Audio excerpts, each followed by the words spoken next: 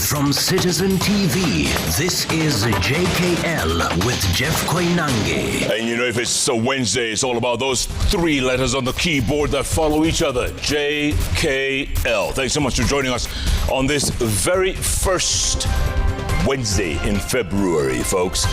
And today just happens to be World Cancer Day. Millions of people die every day from cancer. In Kenya alone, more than 44,000 people are infected with various cancers. Today, we have 7 warriors. That's right. We've got Wambua David, we've got Peter Kinyanjui Wajedi, we've got Florence Margaret Makingi, we've got Jane Muhaki, we've got Salome Agalo, and we have the chairperson of the National Cancer Institute of Kenya, Dr. Timothy Olwenyi.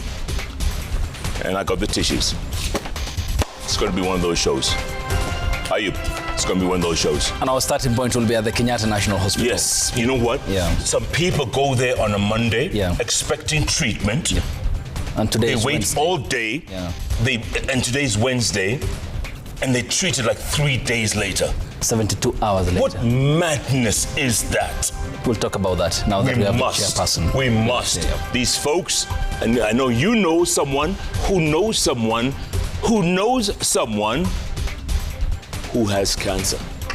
What is your story? What is your story? Tell us at Koinange Jeff. At Ayub Abdikadir. At Citizen TV. The hashtag is JKLive. JKLive begins. Get your tissues. Begins right now. Tonight.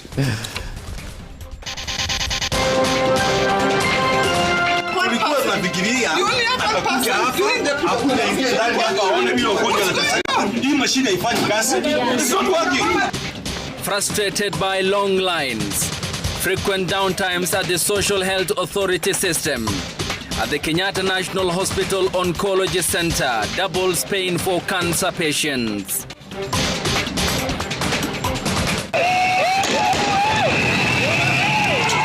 Day of chaos in Busia.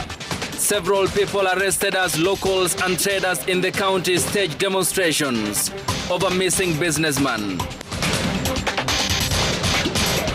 They have not yet discussed and approved procurement of technology that we will use in 2027.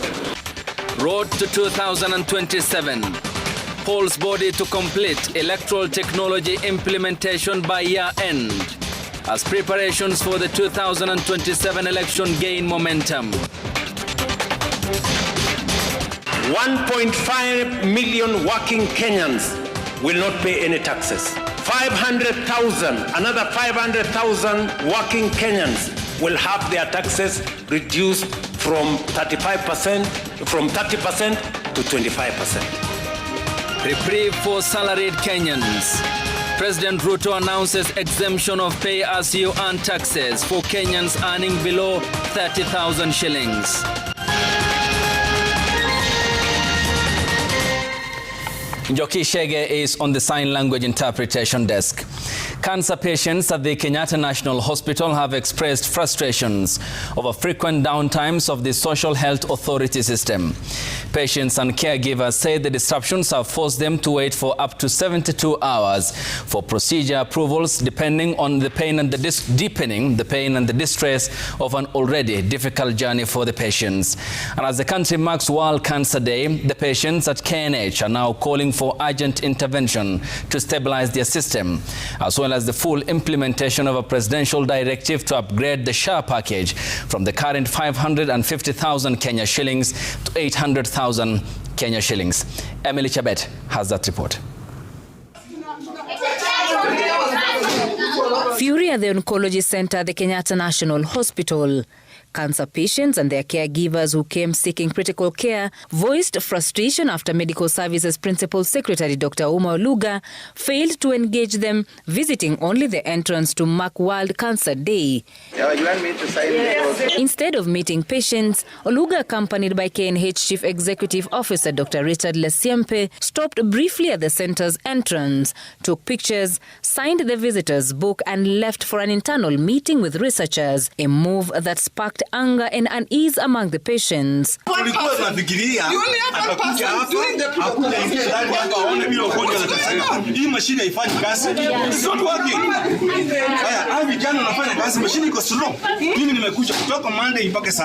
make only one person to handle pre-authorization? What are these other two ladies doing in this center? What are they doing? What are they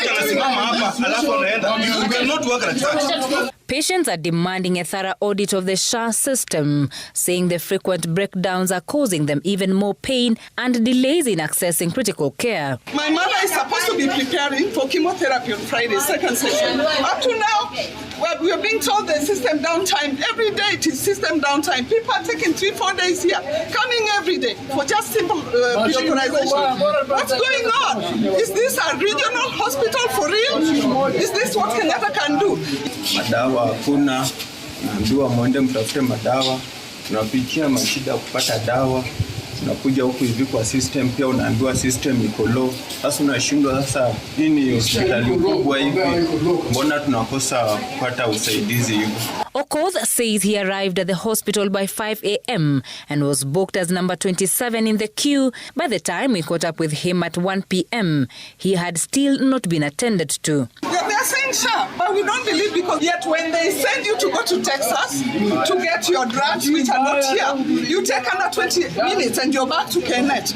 They do it up front. What's happening here? Yet they also have, queues at Texas. Sasa unaweza kuja hata na mgonjwa hapa hivi, kama ni mtu mwenye hata kama alikuwa hali mbaya, anaweza hata kuacha kwa line kama bado unapanga na line. Cancer patients have also decried the delay in upgrading their SHA package as directed by the president late last year.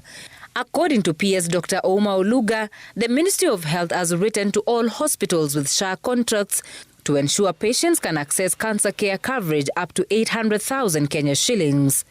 The hospital that is managing should be able to apply, and they know how to do that through what they call the provider portal.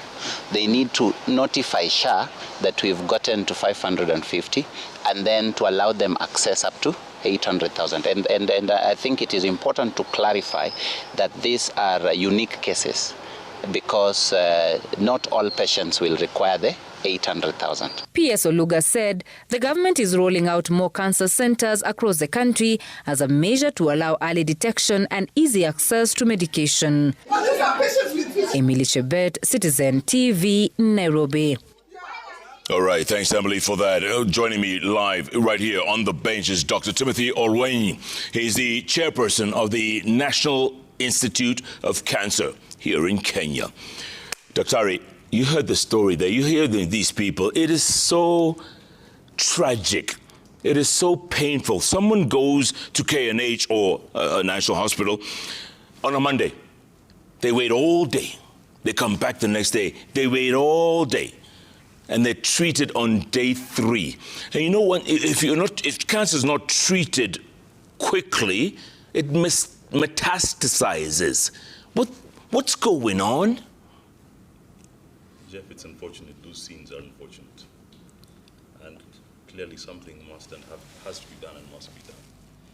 Much as a lot of the system downtime and so on are things that are not within my purview at the moment, but I'm here I have to apologize to the public for this, and it is being worked on with the urgency that's required. I was at KNH during the day myself. Yeah. I saw those scenes. You saw the scenes? Yes. Listen, I think your mic is not on, so let me do what I do. I just wake up and we'll put the mic on. I'm sure the bosses are calling and saying, your mic on. Oh, yeah. It's Jolly, Dr. We're good. We improvise here, Okay. 1, 2, just check 1, 2. Check 1, 2. Ikosa. Bado. Ayub, you take it away, and we'll come back to Dr. right now, because what he's saying is very important, okay? Nisa. Okay. Utaweza? Appreciate it. So we move on to the next story, which is on the IEBC. And the Independent Electoral and Boundaries Commission chairperson, Erastus Ethekon, has downplayed any backroom intrigues that led to the exit of former CEO Marjan Hussein Marjan, saying his exit was a mutual decision meant to ensure efficiency and transparency in the commission's arm of the secretariat.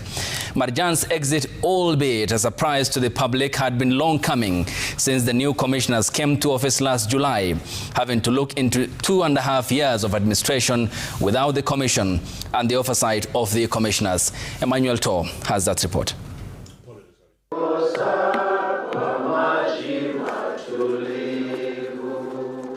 In its first event after the surprise exit of the Commission's Chief Executive Officer Marjan Hussein Marjan,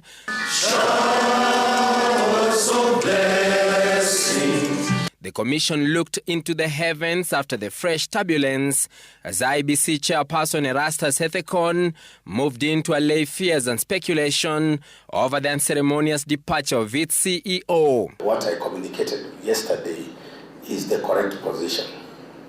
That we've had discussions and we arrived at a mutually agreeable separation in the interest of the country. Ethekon adding that the decision was made to avoid any legal and timeline challenges ahead of next year's general polls, where Marjan was expected to leave in March 2027.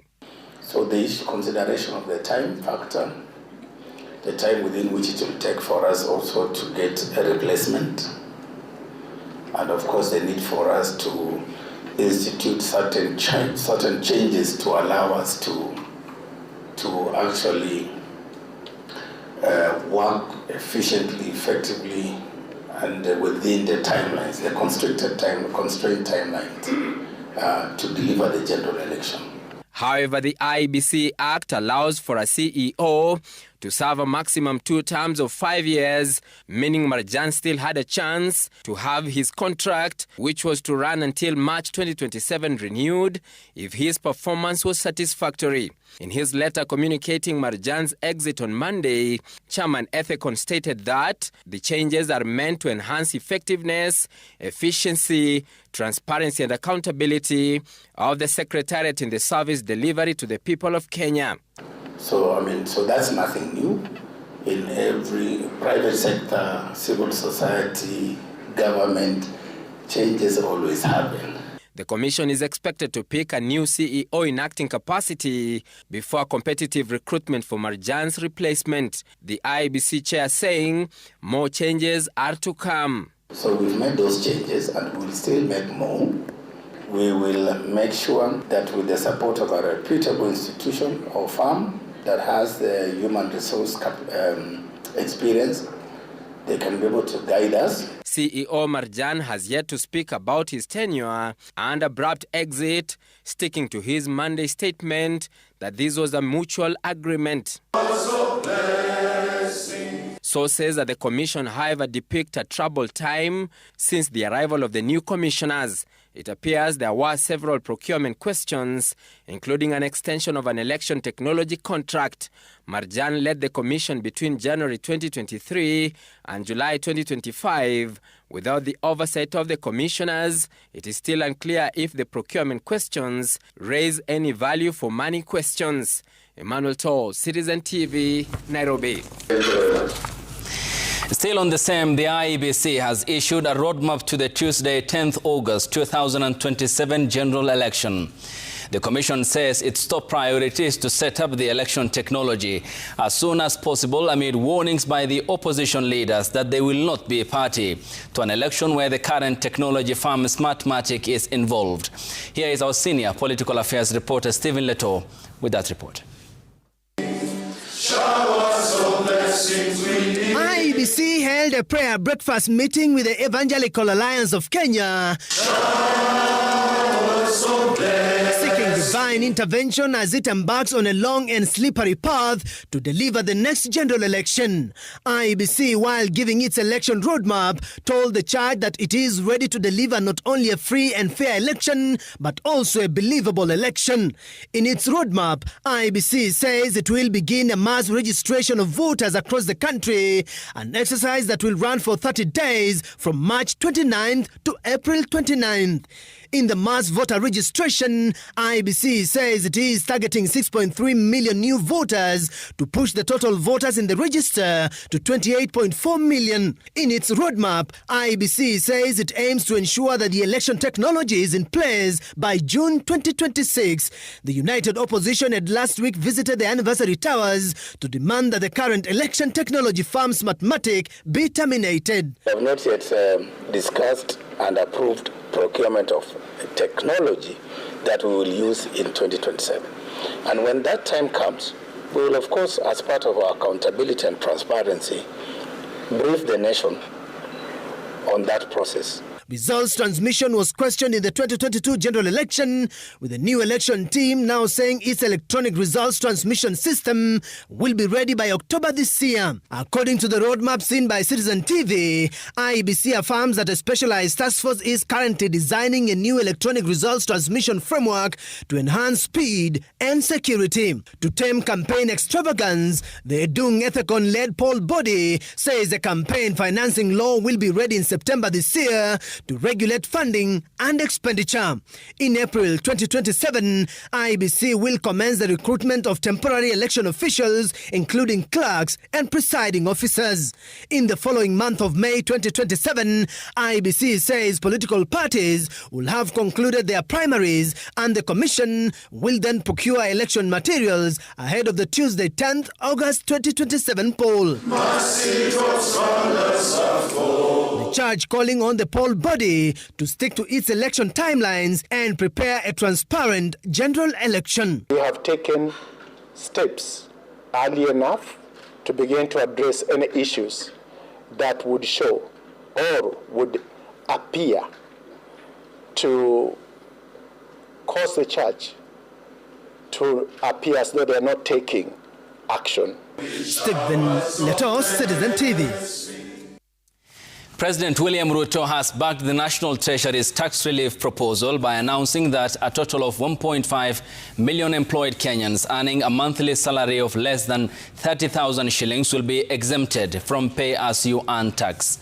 The head of statehood, together with his deputy, Professor Kithure Kindiki, hosted more than 12,000 UDA gubernatorial, senatorial, National Assembly and Member of County Assembly aspirants at State House in Nairobi, said the government will clear 300 billion Kenya shillings infrastructure pending bill to all contractors in a move aimed at transforming the country into a first world economy. Seth Olale has that report. 2 days after the National Treasury announced tax relief proposals targeting 1,500,000 employees, President William Ruto affirmed the intervention aimed at easing the financial burden on the pay slip. We are now saying that any Kenyan who earns less than 30,000 shillings will not pay any taxes. That is how progressively we are going to make sure that we manage the cost of living. 7 million Kenyans who were listed and CRB blacklisted, today they have been removed from the blacklist the way we had promised in 2022. In a bid to realize the Singapore first world economy dream, President William Ruto announced the clearance of 300 billion shillings infrastructure pending bill to all contractors in 48 hours. And I'm telling the people of Kenya and every contractor in the Republic of Kenya, mwenye ako na bill, ako na certificate, up to December 2025, we will pay all of them on Friday. while hosting 12,353 UDA party aspirants for the upcoming general election. Party leader Ruto, while accompanied by his deputy Kithure Kindiki, dismissed calls by the opposition to offer alternative governance in order to fix the country's economy and growth. Si kuna ardhi iliuzwa hapa ya Ruaraka ya shule. Si mnajua wale waliuza. Hao watu wawachane na sisi. Tutawaibisha. Tutawaibisha. Tutawaibisha. Wewe nani wewe? Wewe nani? Wewe. Wewe. Wacha bwana. We must move away from ethnic arithmetic politics that is backward. We must move to the politics of an agenda and a program, and that is domiciled in a political party. Out of the 12,353 aspirants vying for UDA tickets, 149 are governors, 279 senators, 323 women representatives, 1,372 seeking National Assembly member, and 10,230 eyeing ward representative opportunities. I am a proud member of UDA. Najivunia kuwa mwanachama wa UDA. The choices are very clear. Kuna ile team inataka kurudisha Kenya nyuma na kuna ile team inataka kupeleka Kenya mbele. Seth Olale, Citizen TV. The family of the late Kevin Maseri, one of the victims of Kitengela shooting, has raised concerns over delays in the arrest and prosecution of those responsible for his murder. Speaking during his burial at their home in Matali village, Kitengela in Kajiado County, the family and local leaders called on the Director of Public Prosecutions to fast-track the case. They also called on the Inspector General of Police, Douglas Kanja, to rein in on officers accused of misusing firearms, as Gatete Njoroge tells us in the following report. Grief and sorrow hang heavy in Matali village, Kitengela, as family, friends and leaders gather to bid farewell to the late Kevin Maseri. The 32-year-old father of four died a week ago after sustaining gunshot wounds during a deadly confrontation involving police officers at a club in Kitengela on January 25th. Nearly 2 weeks since the incident, and with no suspect yet in police custody, growing concerns are being raised over delays in the pursuit of justice. His life was taken through a senseless act of violence. And this has left us deeply heartbroken. As a family, we call for justice to be served for his shooting and for those responsible to be held accountable. Kwa sababu tunafuatilia kwa karibu sana, faili zimefika kwa ofisi ya ODPP na tunauliza ODPP aweze kuchukua hatua ili wale ambao wamehusika waweze kukamatwa na wapelekwe kotini na washtakiwe. With the investigation still ongoing, leaders at the burial called on the Inspector General of Police, Douglas Kanja, to suspend the police officers who were allegedly involved in the altercation and ensure no interference with investigations. When the senior police officers uses a firearm against somebody who is armed with a stone, that is not proportionate. It is not legal. And it is absolutely unnecessary. And this is a very clear case kwamba hao maofficers walikuwa pale wamelewa na wako na bunduki na wakaanza kupiga watoto risasi kama wanyama. It is unacceptable. IG must tell this county and these people why this young man has been killed. And that person who is a suspect is not yet in custody. Kajiado Senator Seki Lenku says the Senate will summon Inspector General of Police, Douglas Kanja, to explain the circumstances surrounding Kevin's death. The family has also appealed to the government for compensation, saying Kevin's death has left them without a breadwinner. Meanwhile, sources privy to the investigations have told Citizen TV that 2 of the 3 pistols submitted for ballistic analysis tested positive. and their owners are likely to face charges. Having buried their loved one, the family focus now shifts to securing justice, with calls to the Inspector General of Police Douglas Kanja to deal with cases of misuse of firearms among police officers. Gatete Njoroge, Citizen TV, Matali, Kajiado County. Tensions have escalated in Busia following the arrest and detention of several persons after protests erupted in the town. Demonstrators took to the streets demanding answers over the whereabouts of a businessman who has been missing for the past 14 days. The businessman, Busia fish trader Ibrahim Mohammed, reportedly disappeared shortly after he was removed from a bus at a police roadblock. At the time of his alleged abduction, he was carrying 17 million Kenya shillings in cash, as Ben Kiroi tells us in the following report. They had turned up in large numbers to demand answers over the whereabouts of businessman Ibrahim Mohammed, who has been missing for 2 weeks. However, instead of receiving clarity, residents and Mohammed's family were met with clouds of tear gas as police moved in to disperse the crowd. Sisi tumepoteza Ahmed, saizi ni wiki mbili. Leo tumejitoa tu ile ambayo tutafute haki ya Ahmed. Sababu kutafuta haki ni kitu lazima. Sisi tujakosea mtu. Sisi tulikuwa tunafanya maandamano ya amani. The family believes that the incident amounts to an enforced disappearance, saying Ibrahim Mohammed went missing shortly after being removed from a Nairobi-bound bus at a police roadblock. Residents and his relatives are now demanding that detectives from the Directorate of Criminal Investigations, DCI, locate and produce him without delay. Sisi tumekuja tu justice. Sisi tumekuja tu tunataka kijana wetu amepotea na majamaa amemchukua ni DCI. Several people were arrested during the demonstrations, with the protesters accusing police of using excessive force, including live ammunition, to quell the unrest. Tuko kwa Busia Kisumu highway, wameanza kutupiga rasasi. Sisi wametupiga rasasi.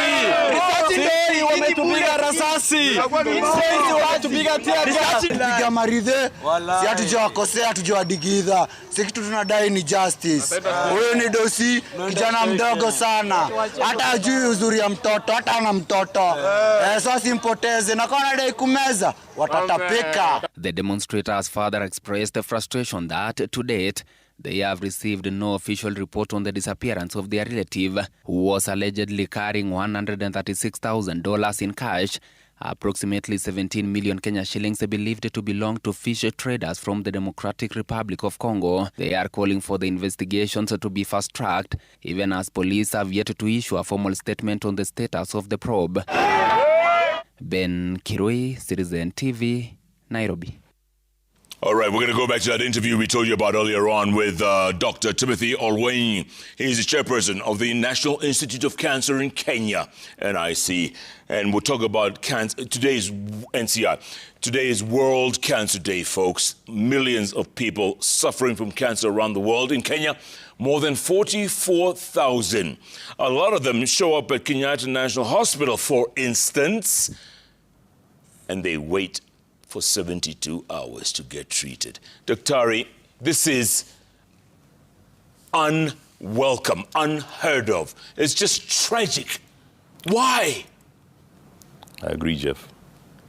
The situation that we saw today, and especially given that it's happening on World Cancer Day, is not acceptable. Yeah, it's the irony. Yeah. It is, we can and we must do better. Why aren't we doing better, Daktari? What's our problem? This is a failure. I'm not even here to make excuses. On this particular one, I apologize to our patients. Everything is being done behind the scenes. The failure that you see today, of course, involves many different agencies, some which are not even within my purview. But I have to take responsibility for that on behalf of... Are you saying the buck stops with you? Not necessarily, no. I'm not saying that. But you're taking responsibility? I'm just doing that because there's no need for us to be throwing blame to the different agencies of government.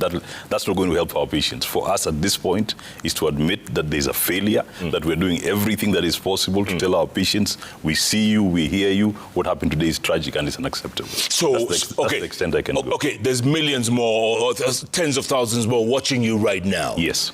And they're going to go to Kenyatta National Hospital, they're going to go to Garissa Hospital, all over the country. What do you tell them? People are working round the clock to fix this. So I'm hoping by tomorrow morning at least they'll be able to access care. Thursday, the 5th of February. I'm hoping by tomorrow morning they'll be able to access care. People are working on it round the clock. Listen, I was at KNH today myself. I saw the situation. That's why I'm saying you don't need to tell me what the situation was. You saw it for yourself? Yes. And let me tell you, as the reason why I'm taking responsibility is this. We are supposed to be there for our patients. Yeah. We are supposed to, everything we do behind the scenes comes to nothing if the experience for the patient is as unpleasant as it was today.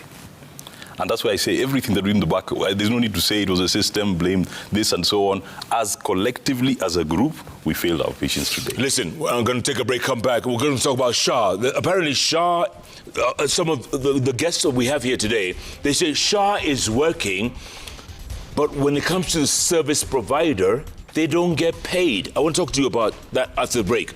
And by the way, I have 7 heroines, heroes, cancer warriors. They're going to be on the bench today, talk about the various cancers that they have, what they've gone through to survive and are still surviving.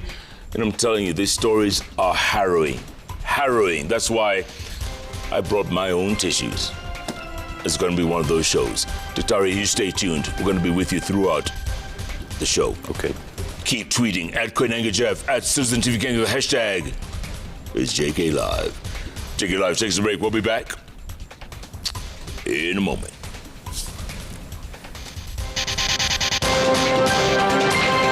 Idadi ya wanafunzi saa hii ni wako 60.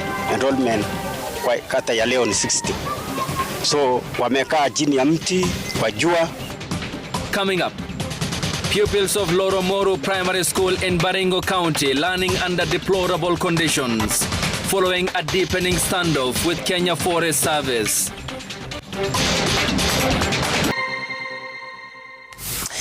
Thanks for staying with us. The Met Department is warning of a mixed bag of fortunes as the country heads into the crucial March, April, May rainy season. This comes at a worrying time as the October to December rain significantly underperformed, worsening drought conditions and deepening food insecurity across several regions in the country. And as Mary Moki tells us in the following report, with new forecasts showing uneven rainfall patterns ahead, planners and farmers are bracing for more uncertain times.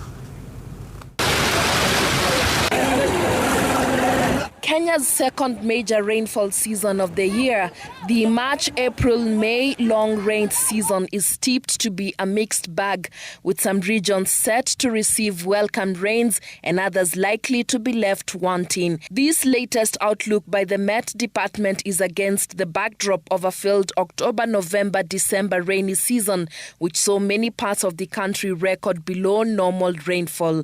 That underperformance has fueled drought conditions, stressed water resources and heightened food insecurity, particularly across arid and semi-arid lands.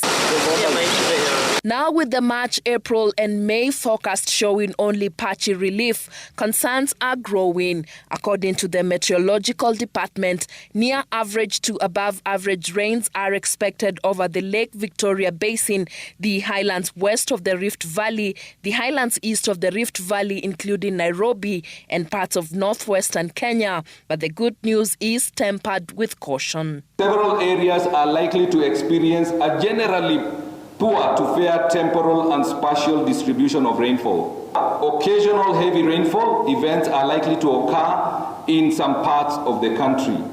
The peak of the rains is expected to occur in the month of April over most regions, except for the coast, where the peak is expected to be in May. The southeastern lowlands, the northeastern region, and segments of northwestern Kenya are likely to receive near average to below average rainfall.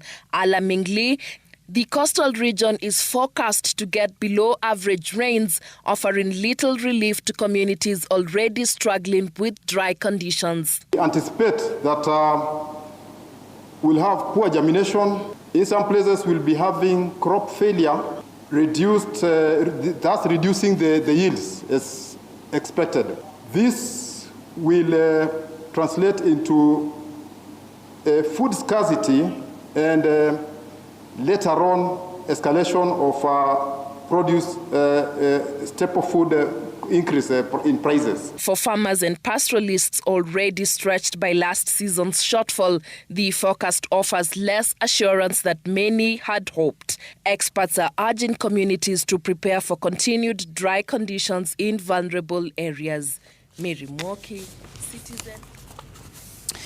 A public participation exercise over the proposed sale of Safaricom shares to generate more than 204 billion shillings sparked reactions in Nakuru and Nyeri counties as locals demanded a fair share of the funds. Marianne Nyambura now tells us in the following report on the second day of the public participation exercise that took place in the counties of Wajir, Nakuru, Nyeri and Kitui, where development projects and accountability concerns were also raised. Residents of Nakuru and Nyeri took the opportunity to voice their opinions on the proposed sale of 15% of Safaricom shares to Vodacom Group, a process spearheaded by Parliament's Joint Committee on Finance, National Planning, Public Debt and Privatization. At the Deputy County Commissioner's office in Rongai, Nakuru, some residents backed the plan but demanded transparency. Hii pesa sasa na sapotea kama hii wengine wabunge wanachukua kila wakati amefanya kotini kama kwao. Lanet area, you can see the infrastructure like hiyo ujenzi ilikwama. Na tukiangalia tulikuwa tumepromisiwa by sometime it will be done. However, others insisted that development has been lacking in key areas. Tumeomba tupitishe na tukipitisha tafadhali mtukumbuke Rongai. Kuna barabara tumelia sana mahali inapita mahali hapa. Na tukiwekewa lami wamama wenzangu tutafaidika sana kwa sababu ya biashara. If we have to sell shares, then we should not put these shares on the foreigners. If Vodafone will have 55% of the shares, they will just be making decisions. In Nyeri County, a different group of the Joint National Assembly Committee conducted another public participation exercise. Though the hall was initially empty, it later filled as residents arrived to give their views. Here, the debate continued, with residents stating they lack trust in National Assembly members. And let me just be categorically clear. We trust nobody, not even that parliament, because what we have seen for the last 2-3 years is as if these people have ganged up against we the people. How sure can we be as public that these shares will be sold in a daylight time and everybody will be satisfied with what the government will do? Some residents proposed the idea of raising alternative revenue. What are the unforeseen risks that we have, for example, in the next 5 years to come, or even currently as a nation, at a time when our Data Protection Commissioner is such a young office? National Assembly Finance Committee Chair Kimani Kuria says the public participation exercise taking place in 30 counties will be crucial in determining the next course of action. Tuseme tupitishe kama vile ilivyo, tupitishe with amendments ama to reject. Kwa hivyo those are the 3 options that this joint committee will have. Lakini huo hautakuwa mwisho. Baada ya sisi tutapendekeza kuna tunaita to the house. The government owns 35% of Safaricom shares and proposes to sell 15% of it to raise funds for development projects, hence reduce borrowing. Marianne Nyambura, Citizen TV. A family in Nairobi's Mihango estate is demanding the arrest of a GSU officer accused of the brutal murder of their kin. Ann Mudhoni's family says the woman was pursued by the suspect to her house within Mihango in Kayole, where she was allegedly assaulted and stabbed to death before he vanished without a trace. Franklin Wala tells us in the following report that an autopsy has since confirmed the cause of the death was head injuries due to the combination of a sharp object and blunt force trauma. Ann Mudhoni Ngujiri was the last-born child to Sarah Wanjiku. Her life came to an end on Sunday evening, allegedly at the hand of her boyfriend. The heartbroken mother says nothing can replace her child. An autopsy has revealed Mudhoni died as a result of head injuries due to a combination of a sharp object and blunt force trauma. Niko na uchungu na mtoto wangu hawezi rudi hata akishikwa hata auawe.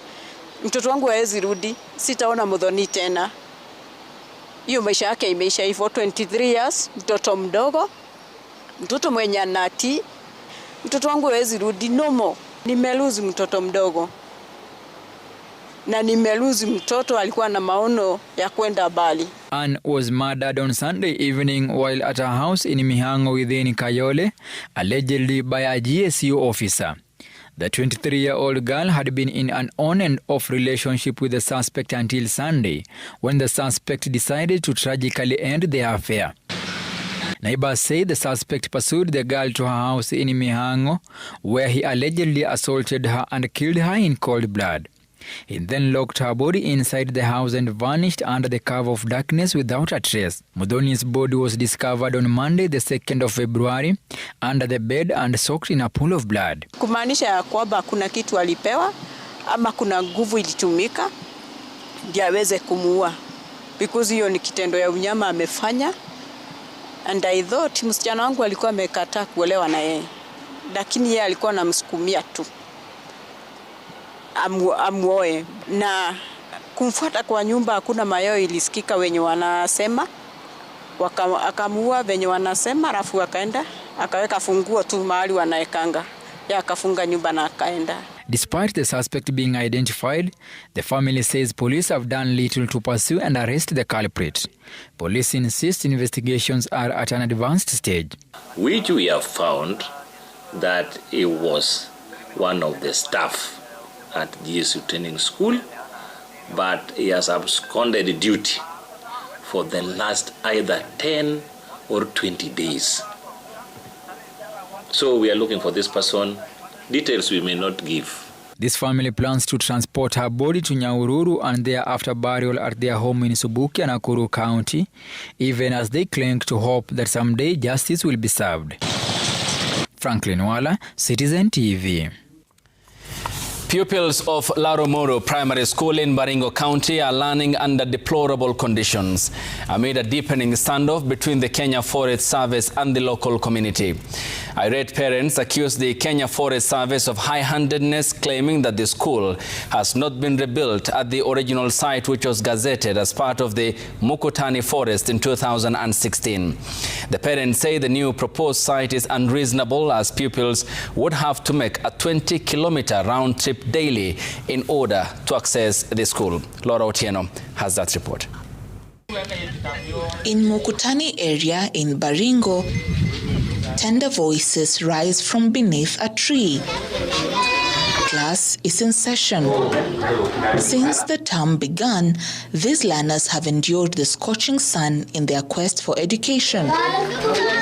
Some seek shelter in the remnants of demolished classrooms still standing. A powerful symbol of the resilience of pupils at Loromoru Primary School. Idadi ya wanafunzi saa hii ni wako 60. Enrollment kwa kata ya leo ni 60. So wamekaa chini ya mti kwa jua kwa mwezi moja.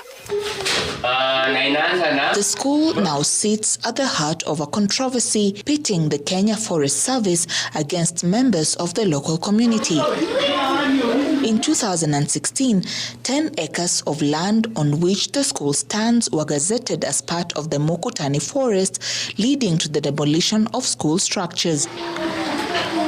The Kenya Forest Service says it consulted the Baringo County Education Office and secured an alternative site for the relocation of the school. No structure or enclosure will be allowed within the boundary of a gazetted forest. KFS is ready to construct the same buildings that were pulled out of the forest, out of the gazetted forest in the alternative land.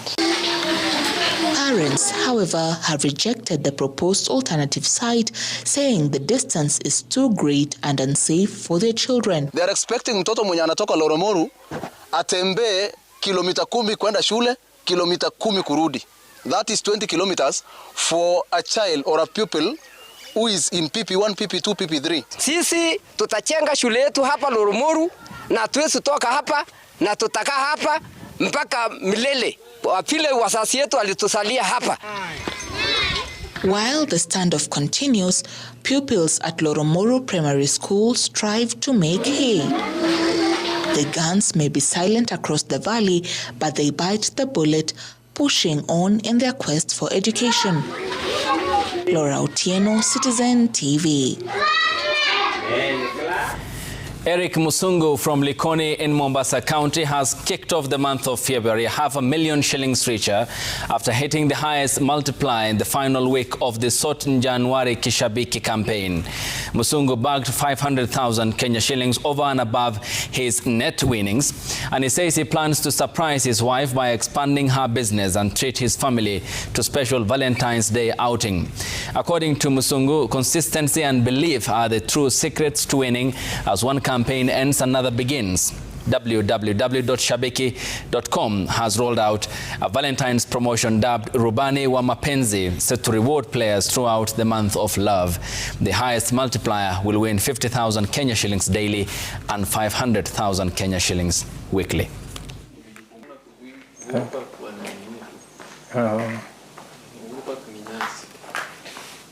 Odds niliekelea 100 nikasongeza hadi 1,100. Hii pesa manake nina familia na nina watoto wawili ambao wanasoma.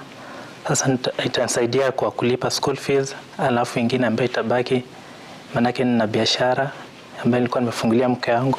At least nita boost biashara yangu kwa kumuongezea stock ambaye anafanya. Hii Valentine at least nitachukua familia pia nao waburudike na wafanyie kitu ambacho sijaifanyia katika maisha yao. Pia nao pia wafurahikie. Na furaha sana manake nimekuwa nikicheza na watumaini nikiwa siku moja nitashinda, lakini kwa maana nimeshinda leo na furaha hata sijui niseme nini.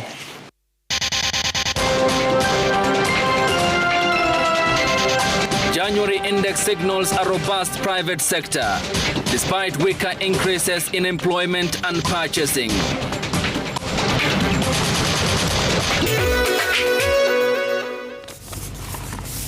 Time for business here on the broadcast. The country's private sector momentum slowed at the start of the year as the rapid growth seen in late 2025 began to cool. According to the latest Stanbic Bank Purchasing Managers Index, business activity expanded for the 5th consecutive month in January, but at the slowest pace since last September in 2025. While manufacturing continues to see growth, the construction and retail sectors are facing a contraction in demand amid rising operational costs. Here's Jasmine Wamboi with the details of that report. The January 2026 Stanbic Bank PMI shows a private sector in transition. The headline index fell to 51.9 from 53.7 in December. And while any readings above 50 indicates growth, this nearly 2-point drop confirms that the surge in activity seen at the end of last year has significantly decelerated. The slowdown is primarily driven by a cooling in new orders. While manufacturers reported solid sales, firms in construction, wholesale and retail sectors saw demand fall outright. This uneven performance across the country has led to a more cautious approach to hiring and purchasing. A major headwind for businesses remains the rising cost of operations. Firms cited several factors driving expenses, including increased tax charges and import fees, rising technology costs, and higher prices for raw materials. And despite these mounting costs, companies are largely absorbing the impact rather than passing it on to consumers. Average output prices rose only slightly in January as firms look to remain competitive in a saturated market. This restraint in pricing is reflected in the national inflation data, which eased slightly to 4.4% in January. And in spite of the slower start to the year, optimism is still high. Businesses are betting on 2026 being a year of expansion, citing plans for new premises, product diversification, and aggressive marketing to jumpstart the next wave of growth. Jasmine Wamboi, Citizen TV. Business owners are urging lawmakers to reject the proposed amendments to the country's tobacco law, warning that a ban on flavored nicotine products could inadvertently strengthen illicit trade and undermine legitimate businesses. The traders were responding to the control amendment bill currently before the Senate, and they argue that banning flavors in nicotine pouches would create an immediate gap in the legal market, one they fear will be filled by unscrupulous business people offering cheaper, unregulated alternatives. Outcomes, they say, will contend have followed previous bans or sharp tax increases on regulated products, and the lawmakers have been urged to focus on practical regulation, not moral legislation, adding that strict enforcement of current laws would be more effective than introducing new prohibitions. The existing law, specifically Section 15 of the Tobacco Act 2007, already establishes a legal framework that safeguards against sale and access of tobacco products by persons under the age of 18 years. The excuse behind banning flavors in nicotine products is therefore misplaced and bordering on the attempt to legislate on moralities. We call upon the Senate to reject the invitation to assume the role of moral police and reject the proposal to ban flavors in nicotine products. Kuja chini, mkae na wenye wabaa, muelewane. Ndio hiyo sheria, tutaki saa yote kukimbia kotini. Wacha tuende kotini, saa ile tujaelewana. But watu wabaa ni watu wa biashara, wako tayari sheria zote, but wasifinywe. Mkiweka hizi license mnataka kujaza. Kila siku mna introduce license. Mwenye baa anakuwa na license karibu 20. Atafanya biashara vipi? Trust and lack of information remain the biggest barriers in keeping retail investors out of Kenya's capital markets. This is according to an analysis by the investment firm Lofty Coban, which argues that while regulatory reforms and new products have expanded the market on paper, ordinary investors still struggle to participate meaningfully in the market. As a result, trading activity at the Nairobi Securities Exchange remains concentrated among institutional players, leaving retail investors on the sidelines. The findings come amid growing concern that Kenya's capital markets are failing to channel household savings into productive investment, even as the economy faces 2.4 trillion shillings credit gap.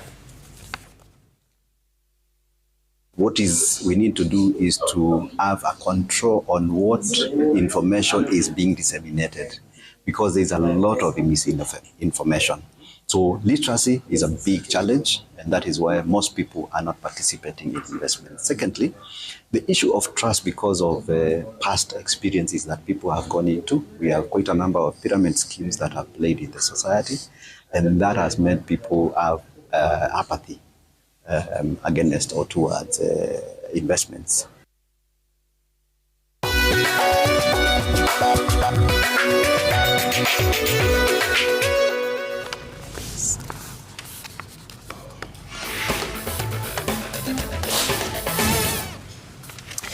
Time for sports, and APS Bomet pulled off another shocker in the Kenya Premier League after edging out Nairobi United 2-1 at the Nyayo National Stadium. Bomet took 2-0 lead before Nairobi came back into the match with a late goal.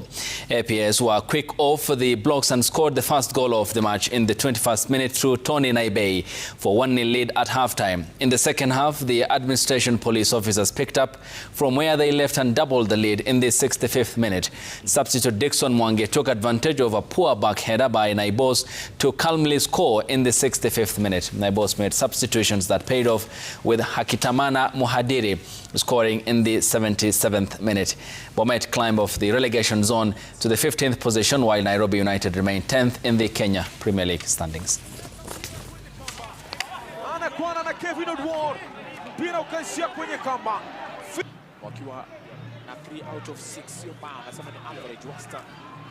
Inafika kwake Hikizimana,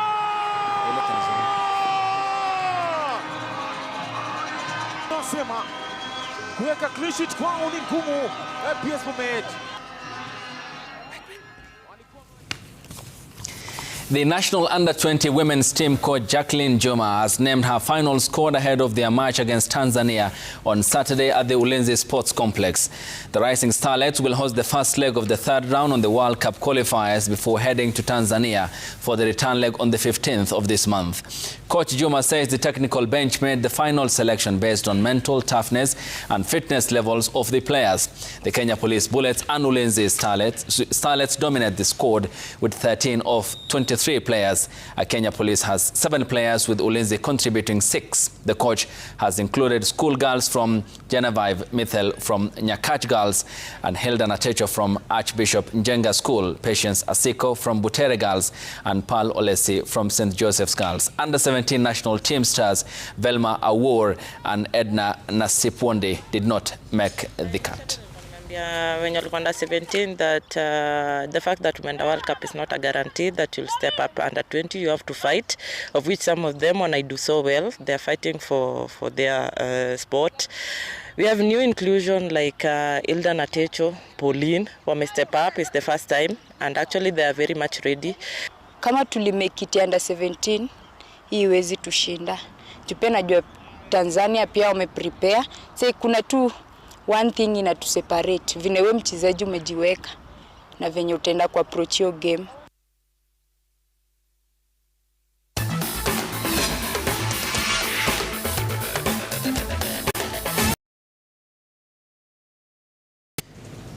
News done, business done. Sports done. Over to you on the bench. And today the bench is packed.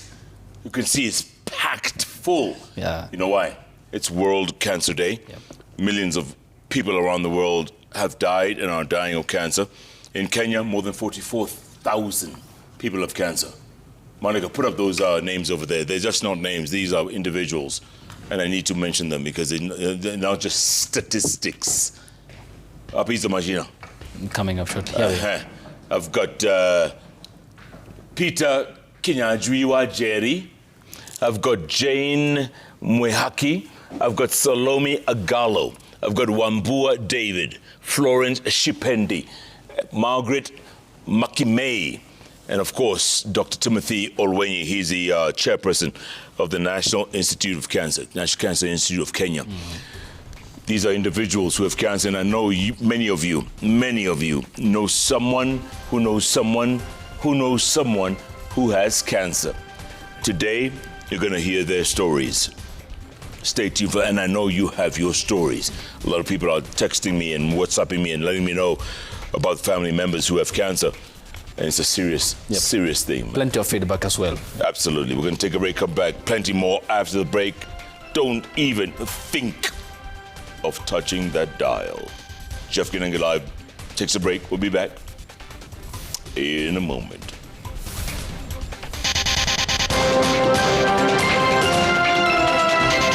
Coming up, the ups and downs faced by many Kenyans. The story of cancer fighters and heroes. A story of hope against all odds.